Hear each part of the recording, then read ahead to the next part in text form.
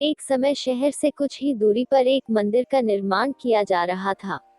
मंदिर में लकड़ी का काम बहुत था, इसलिए लकड़ी चीरने वाले बहुत से मजदूर काम पर लगे हुए थे। यहाँ वहाँ लकड़ी के लट्टे पड़े हुए थे और लट्टे व शहतीर चीरने का काम चल रहा था। सारे मजदूरों को दोपहर का भोजन करने के लिए शहर जाना पड़ता था, इसलिए दोपहर के समय 1 घंटे तक वहाँ कोई नहीं होता था। एक दिन खाने का समय हुआ तो सारे मजदूर काम छोड़कर चल दिए। एक लट्टा आधा चिरा रह गया था। आधे चिरे लट्टे में मजदूर लकड़ी का कीला फंसाकर चले गए। ऐसा करने से दोबारा आरी घुसाने में आसानी रहती है। तभी वहाँ बंदरों का एक दल उछलता कूदता आया। उनमें एक शरारती बंदर भी था, जो बिना मतलब चीजों से छेड़छाड़ करता रहता था। पंगे लेना उसकी आदत थी। बंदरों के सरदार ने सबको वहां पड़ी चीजों से छेड़छाड़ न करने का आदेश दिया। सारे बंदर पेड़ों की ओर चल दिए, पर वह शैतान बंदर सबकी नजर बचाकर पीछे रह गया और लगा अड़ंगेबाजी करने। उसकी नजर अधचिरे लट्टे पर पड़ी। बस वह उसी पर पिल पड़ा और बीच में अड़ाए गए कीले को देखने लगा। फिर उसने पास पड़ी आरी को देखा। उसे उठाकर लकड़ी पर रगड़ने लगा। उससे किर्रर की आवाज निकलने लगी तो उसने गुस्से से आरी पटक दी। उन बंदरों की भाषा में किर्रर का अर्थ निखटू था। वह दोबारा लट्टे के बीच फंसे कीले को देखने लगा। उसके दिमाग में कौतूहल होने लगा कि इस कीले को लट्टे के बीच में से निकाल दिया जाए तो क्या होगा। अब वह कीले को पकड़कर उसे बाहर निकालने के लिए जोर आजमाइश करने लगा। लट्टे के बीच फंसाया गया कीला तो दो पार्टों के बीच बहुत मजबूती से जकड़ा गया होता है, क्योंकि लट्टे के दो पार्ट बहुत मजबूत स्प्रिंग वाले क्लिप की तरह उसे दबाए रहते हैं। बंदर खूब जोर लगाकर उसे हिलाने की कोशिश करने लगा। कीला जोर लगाने पर हिलने व खिसकने लगा तो बंदर अपनी शक्ति पर खुश हो गया।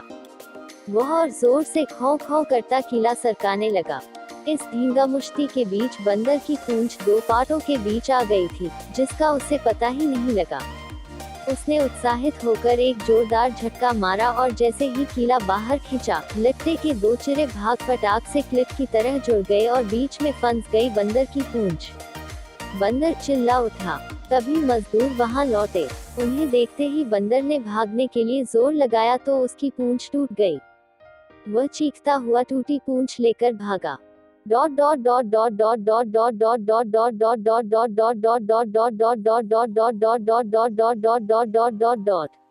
कहानी सुनाकर करटक बोला, इसीलिए कहता हूँ कि जिस काम से कोई अर्थ न सिद्ध होता हो उसे नहीं करना चाहिए।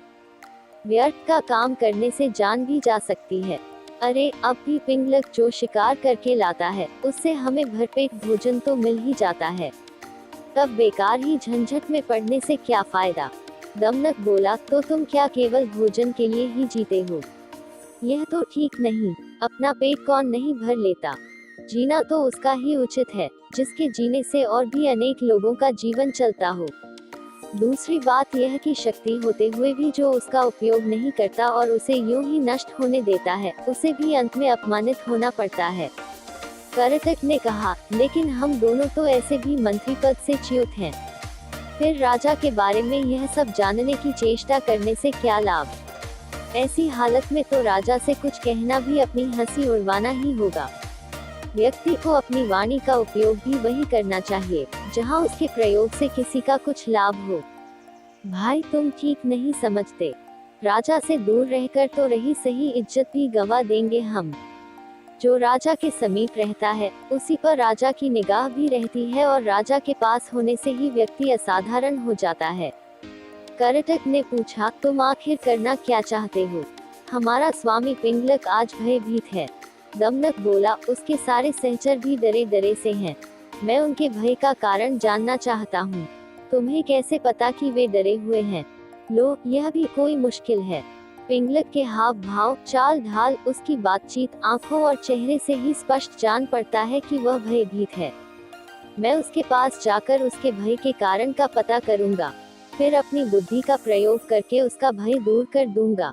इस तरह उसे वश में करके मैं फिर से अपना मंत्री पद प्राप्त करूंगा। करटक ने फिर भी शंका जताई, तुम इस विषय में तो कुछ जानते नहीं कि राजा की सेवा किस प्रकार करनी चाहिए। ऐसी स्थिति में उसे वश में कैसे कर लोगे? करटक ने फिर भी शंका जताई, तुम इस विषय में तो कुछ जानते नहीं कि राजा की सेवा किस प्रकार करनी चाहिए। ऐसी स्थिति में उसे वश में कैसे कर लोगे? दमनक बोला, राजसेवा के बारे में मैं नहीं जानता, यह तुम कैसे कह सकते हो? बचपन में पिता के साथ रहकर मैंने सेवाधर्म तथा राजनीति के विषय में जो कुछ भी सुना, सब अच्छी तरह सीख लिया है। इस पृथ्वी में अपार स्वर्ण है, उसे तो बस शूरवीर तथा राजा के चतुर सेवक ही प्राप्त कर सकते हैं। करटक को फिर भी विश्वास नहीं आ रहा था। उसने कहा, मुझे यह बताओ कि तुम पिंगलक के पास जाकर कहोगे क्या? अभी से मैं क्या कहूँ? वार्तालाप के समय तो एक बात से दूसरी बात अपने आप निकलती जाती है। जैसा प्रसंग आएगा वैसी ही बात करूंगा। उचित अनुचित और समय का विचार करके ही जो कहना होगा कहूंगा। पिता की गोद में ही मैंने यह नीति वचन सुना है कि अप्रासंगिक बात कहने वाले को अपमान सहना ही पड़ता है, चाहे वह देवताओं के गुरु बृहस्पति ही क्यों न हो। करटक ने कहा, तो फिर यह भी याद रखना कि शेर, बाघ आदि हिंस्र जंतुओं तथा सर्प जैसे कुटिल जंतुओं से संपन्न पर्वत जिस प्रकार दुर्गम और विषम होते हैं, उसी प्रकार राजा भी क्रूर तथा दुष्ट व्यक्तियों की संगति के कारण बड़े कठोर होते हैं, जल्दी प्रसन्न नहीं होते, और यदि कोई भूल से भी राजा की इच्छा के विरुद्ध कुछ कर दे तो सांप की तरह डसकर उसे नष्ट करते उन्हें देर नहीं लगती। दमनक बोला, आप ठीक कहते हैं। बुद्धिमान व्यक्ति को स्वामी की इच्छा के अनुकूल कार्य करके उसे प्रसन्न करना चाहिए। इसी मंत्र से उसे वश में किया जा सकता है।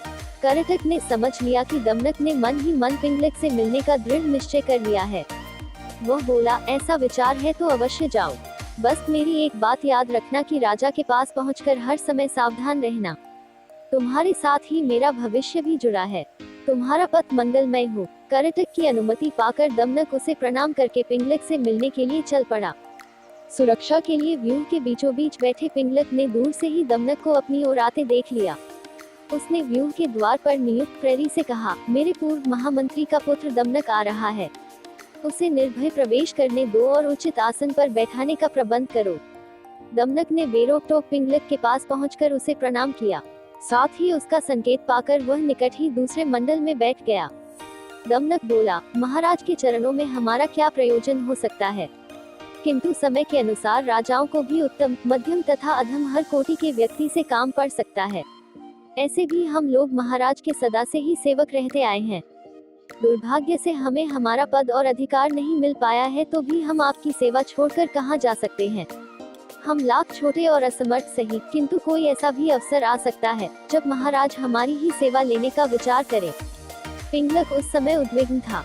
बोला, तुम छोटे बड़े या समर्थ असमर्थ की बात छोड़ो दमनक, तुम हमारे मंत्री के पुत्र हो, अतः तुम जो भी कहना चाहते हो निर्भय होकर कहो। अभयदान पाकर भी चालाक दमनक ने राजा के भय के विषय में सबके सामने बात करना ठीक नहीं समझा। उसने अपनी बात कहने के लिए एकांत का अनुरोध किया। पिंगलक ने अपने अनुचरों की ओर देखा। राजा की इच्छा समझकर आसपास के जीव जंतु हटकर दूर जा बैठे। एकांत होने पर दमनक ने बड़ी चतुराई से पिंगलक की दुखती रग ही छेड़ दी। बोला, स्वामी, आप तो यमुना तट पर पानी पीने जा रहे थे, फिर सहसा प्यासे ही लौटकर इस मंडल के बीच इस तरह चिंता से व्यग्र होकर क्यों बैठे हैं? उद्धरण। दमनक की बात सुनकर सिंह पहले तो सकुचा गया, फिर दमनक की चतुराई पर भरोसा करके उसने अपना भेद खोल देना उचित समझा। पल भर सोचकर बोला, दमनक, यह जो रह रहकर गर्जना सी होती है, इसे तुम भी सुन रहे हो ना? सुन रहा हूँ महाराज, बस इसी के कारण मैं क्षुब्ध हूँ। तट पर यही गर्जना बार बार हो रही थी। लगता है इस वन में कोई विकट जंतु आ गया है। जिसकी गर्जना ही इतनी भयंकर है, वह स्वयं कैसा होगा?